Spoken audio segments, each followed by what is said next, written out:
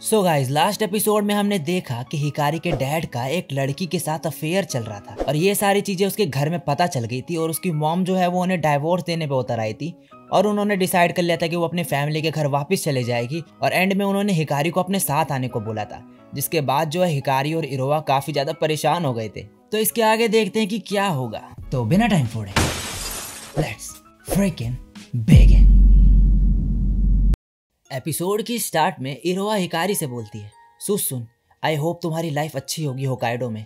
Hikari बोलता है लेकिन अभी कुछ फिक्स नहीं हुआ है।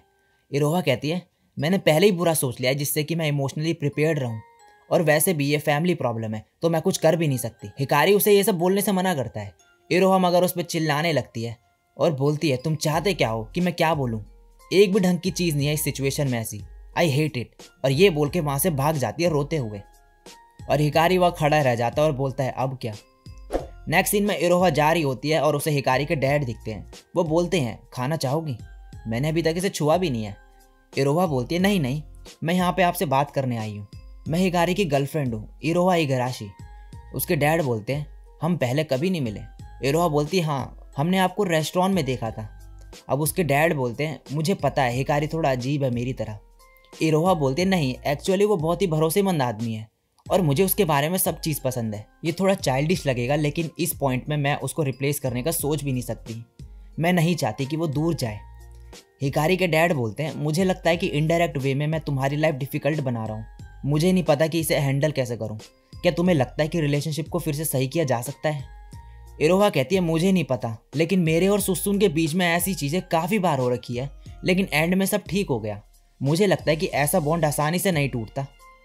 ओह आई एम सॉरी, ये शायद तुम्हारे क्वेश्चन का आंसर नहीं था। हिकारी के डैड बोलते हैं सब ठीक है, मैं समझ गया कि हिकारी क्यों यहाँ पे तुम्हारे साथ रहना चाहता है। वेल मैं देखता हूँ कि मैं क्या कर सकता हूँ, मेरे लिए हिकारी का ध्यान रखना। इरोहा बोलते ठीक है, आपसे मिलके अच्छा लगा। अब हिकारी को दिखाया जाता है जो टेबल पर रखा खाना देख के बोलता है लगता है कि मॉम फिर से भाग गई।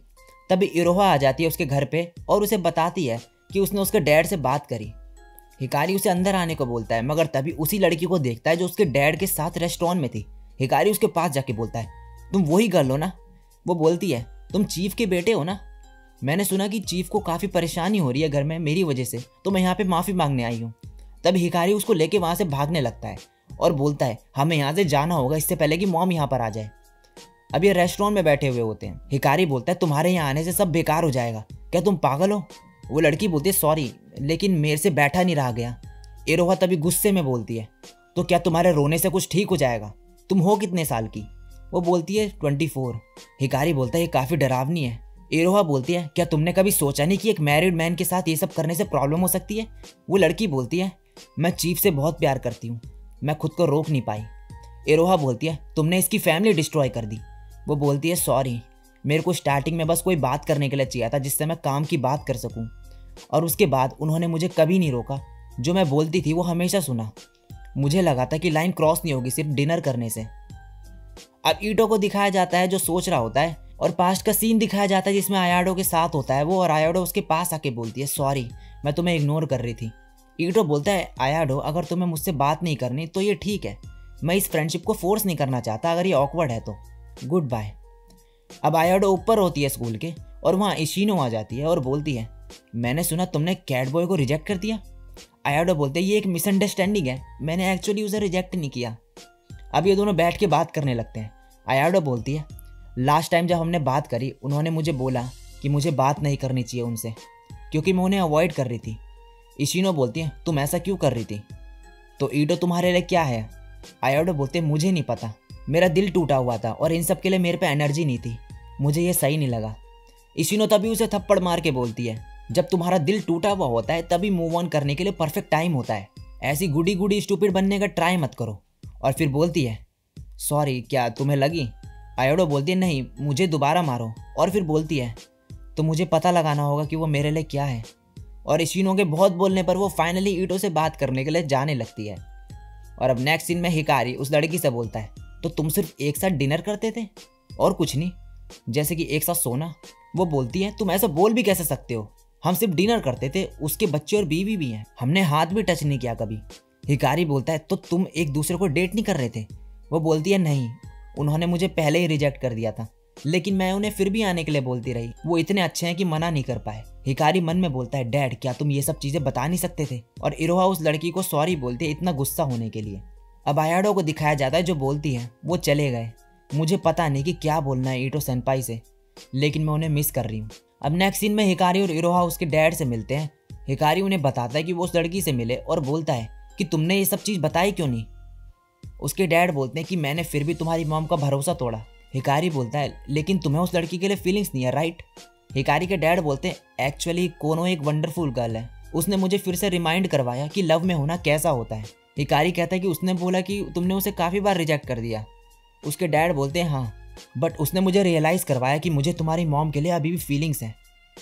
और अब 20 साल पहले का सीन दिखाया जाता है जिसमें हिकारी के डैड जा रहे होते हैं और तभी उसकी मॉम से टकराते हैं। उसकी मॉम नीचे गिर जाती है और उनकी सैंडल टूट जाती है। उसके डैड बोलते हैं लाओ मुझे दिखाओ, और वो उसे ग्लू से जोड़ने लगते हैं। उसकी मॉम बोलती है क्या तुम शू मेकर हो? उसके डैड बोलते हैं नहीं, मैं ग्लू मेकर हूँ। और फिर उनका सैंडल जोड़ के वो उन्हें दे देते हैं। उसकी मॉम बोलती है थैंक्स, क्या तुम घूमने आना चाहोगे? उसके डैड बोलते हैं कि मैं काम करता हूँ और फ्री नहीं हूँ मैं, और फिर ये बोल के वहाँ से चले जाते हैं। अब हिकारी की मॉम उसके डैड को एक दिन और देखती है और फिर बोलती है हे मिस्टर ग्लू मेकर, आप यहाँ क्या कर रहे हो? उसके डैड बोलते हैं मैं यहाँ काम करता हूँ, मेरी लैब पास वाली बिल्डिंग में ही है। उसकी मॉम कहती है फिर तो हम पड़ोसी हुए, क्या तुमने अपना काम ख़त्म कर लिया? वो कहते हैं हाँ। तभी हिकारी की मॉम के फ्रेंड्स बोलते हैं ये कौन है, तुम्हारा बॉयफ्रेंड? उसकी मॉम कहती है मुझे चिढ़ाना बंद करो, और फिर उसके डैड को डिनर पे चलने को बोलती है। अब ये दोनों एक साथ डिनर कर रहे होते हैं। हिकारी की मॉम तभी बोलती है क्या तुम्हारी कोई ऐसी पॉलिसी है कि खाते वक्त तुम बात नहीं करते? उसके डैड बोलते हैं नहीं ऐसा नहीं है। उसकी मॉम कहती है तो बात करो। उसके डैड बोलते हैं सॉरी, मैं लड़कियों के साथ ऐसे डिनर नहीं करता ज़्यादा, तो मैं नर्वस हूँ थोड़ा। वो कहती है कि ग्लू के बारे में बता दो कुछ। उसके डैड ये सुन के एकदम से एनर्जी में आ जाते हैं और बोलने लगते हैं ग्लू के बारे में, और बोलते ही जाते हैं। फिर उसकी मॉम ये सब सुन के हैरान हो जाती है और तभी उसके डैड रुक जाते हैं। उसकी मॉम हंसने लगती है और बोलती है पहली बार किसी को ग्लू के बारे में इतनी केयर करते हुए देखा मैंने, लेकिन मैं बोल सकती हूँ कि तुम अपने काम को पसंद करते हो। अब नेक्स्ट सीन में हिकारी के डैड जा रहे होते हैं और बोलते हैं मैंने तो उसका नाम भी नहीं पूछा, अगर उसका शू टूटा नहीं होता तो मैं ऐसी लड़के के साथ कभी डिनर पे नहीं जा पाता। और तभी सामने देखता है उसकी मॉम को एक लड़के के साथ, वो अपने ऑफिस के एक सर के साथ आ रही होती है। वो उससे बोलते हैं तो रात में देर तक रुकना चाहोगी? वो बोलती है क्या मतलब? वो बोलता है तुम्हें पता है कि मैं क्या बोल रहा हूँ, कि मैं क्या चाहता हूँ। तभी उसकी मॉम ये सब करने से मना कर देती है। तो वो बंदा बोलता है तुम्हें ऑफिस में स्पेशल ट्रीटमेंट मिलता है मेरी वजह से, और वहाँ पे खड़े लोग ये सब देखने लगते हैं। और वो बंदा बोलता है कल से तुम्हें ऑफिस आने की जरूरत नहीं, और वहाँ से चले जाता है। तभी हिकारी के डैड वहाँ पर आ जाते हैं और बोलते हैं मैंने ये सब देख लिया, सॉरी मैं हेल्प नहीं कर पाया। उसकी मॉम बोलती है मैं कभी भी काम में बढ़िया नहीं रही, लेकिन फिर भी मैं अपने आप को कन्विंस करती रही कि सब ठीक हो जाएगा। एक्चुअली मैं शायद तुमसे जेलस हूँ, तुम में वो वाइब है कि तुम किसी काम को अचीव करने के लिए धीरे धीरे वर्क कर रहे हो। हिकारी के डैड बोलते हैं आई प्रॉमिस यू, इस वर्ल्ड में ऐसा जरूर कुछ है जो सिर्फ तुम ही कर सकती हो। तुमने ऑलरेडी मेरी हेल्प करी है और मेरी जिंदगी में लाइट लेकर आ गई हो। I love you. मुझे लगता है ये क्रेजी है, मैं तुम्हें जानता भी नहीं। और उसकी मॉम बोलती है नो। और अब वापस हमें प्रेजेंट का सीन दिखाया जाता है और उसके डैड बोलते हैं तो ऐसे मैं और तुम्हारी मदर मिले और उसके बाद हमने शादी करी। और फिर बोलते हैं लेकिन अब हमारे बीच डिस्टेंस आ चुकी है। हिकारी बोलता है तुम ऐसे हार नहीं मान सकते, तुम उससे प्यार करते हो ना, अगर तुम उनसे प्यार करते तो तुम उन्हें ऐसे नहीं जाने दे सकते। और उसके डैड बोलते हैं कि मैं तुम्हारी मॉम से बात करने का ट्राई करूंगा।